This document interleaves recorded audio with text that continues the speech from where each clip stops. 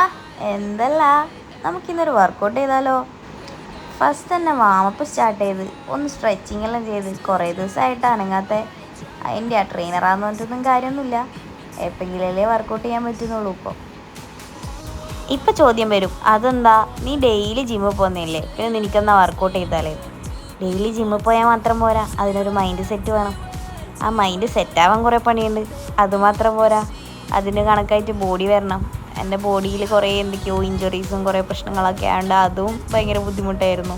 അപ്പം ഞാൻ ഇന്ന് ചെറുതായിട്ടൊന്ന് വാമപ്പും കുറച്ച് ചെറിയ വർക്കൗട്ട്സൊക്കെ ചെയ്തിട്ടുണ്ട്. നന്നായിട്ടൊന്ന് വാമപ്പ് ചെയ്തതിന് ശേഷം മാത്രമാണ് ഞാൻ വർക്കൗട്ട് സ്റ്റാർട്ട് ചെയ്യൽ. അപ്പോൾ കുറച്ച് ജമ്പിങ് ജാക്സും അങ്ങനെയൊക്കെ ചെയ്ത് നന്നായിട്ട് ബോഡി വാം ചെയ്തിട്ടുണ്ട്. ഞാനൊന്ന് നന്നാവാന്ന് ചോദിച്ചപ്പോൾ എൻ്റെ ഇടവും വലവും നിന്ന് എന്നെ ട്രോളലാന്ന് ഇവർ രണ്ടാളെയും പണി.